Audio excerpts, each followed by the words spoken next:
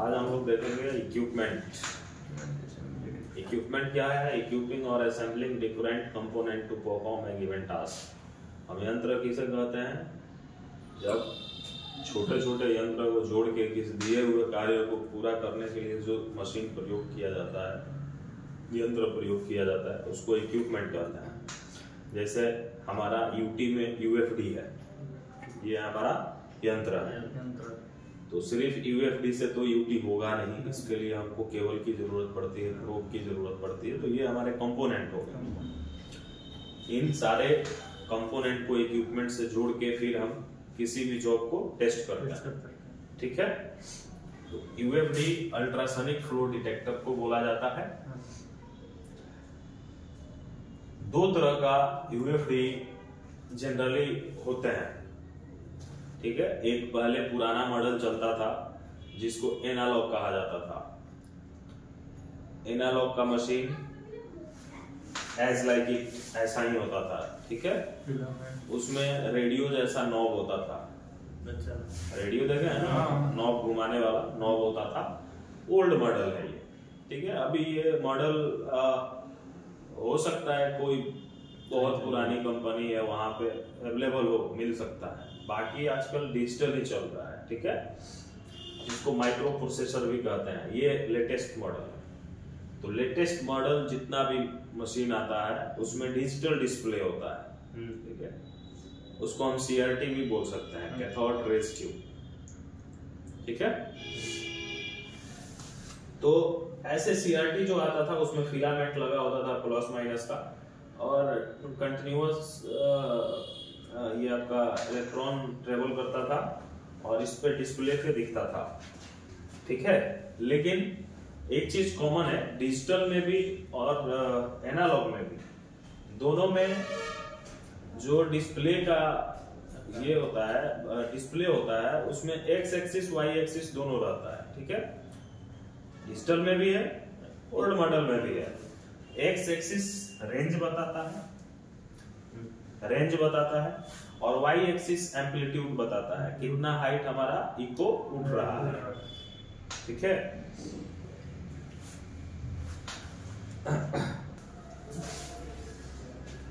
X axis represent metal path travel by sound also called range. X axis जो है वो metal path बताता है, मेटल में जो साउंड ट्रेवल करता है उस पाथ को बताता है, इसको हम रेंज भी कहते हैं। Y axis represent echo amplitude in percentage. Y axis क्या करता है? इको का हाइट बताता है percentage. X axis is divided into 10 main division. X axis 10 main division में बटा हुआ होता है। Each main division is further divided into 5 sub division, और प्रत्येक मेन डिवीजन 5 सब डिवीजन में बटा रहता है। टोटल सब डिवीजन निकालने के लिए main division into sub division करना होगा, तो आपका कितना होगा? 50, यानी टोटल डिस्प्ले पे 50 सब डिवीजन होगा। यानी जनरली हमारा मशीन में रेंज जो है 0 से 50 हमेशा फिक्स है, बना रहता है। Value of each sub division निकालने के लिए रेंज बटा नंबर ऑफ सब डिवीजन कर दिया जाएगा, तो एक सब डिवीजन का वैल्यू पता चल जाएगा। जैसे मान लीजिए 50 है रेंज और 50 सब डिवीजन है, तो 50 बटे 50 करेंगे तो कितना होगा? यानी 1 mm होगा ईच सब डिवीजन का वैल्यू। 100 रेंज कर देंगे तो 2 mm होगा, 150 करेंगे रेंज तो 3 mm होगा। ऐसे ही सब डिवीजन बराबर हमेशा 50 आता है। हाँ, 200 पे 4 होगा। हाँ, ये number of sub division fix है। 250 रहेगा, 1500 पे 2 रहेगा।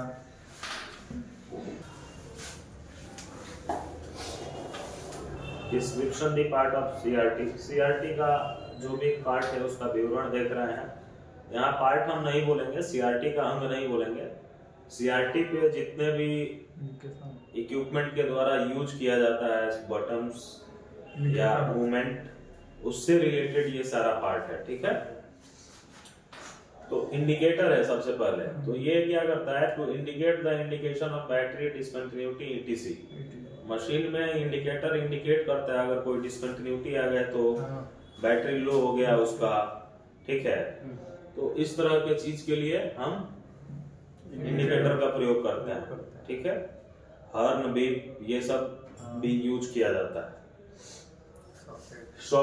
Socket are use to connect the probe to the equipment through cable.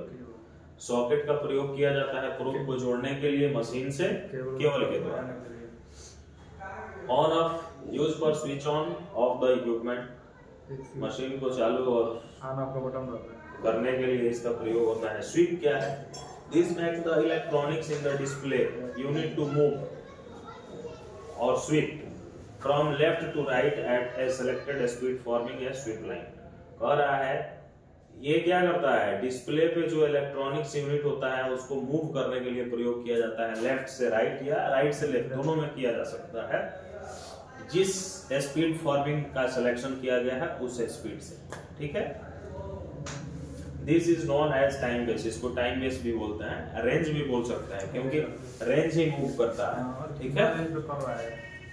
Base he move करता है, मेटल पाथ ट्रेवल कर रहा है ना, तो बेस में ही ट्रेवल कर रहा है एक्स एक्सिस में, तो वही मूव होता है, इसीलिए उसको टाइम बेस भी हम बोल सकते हैं।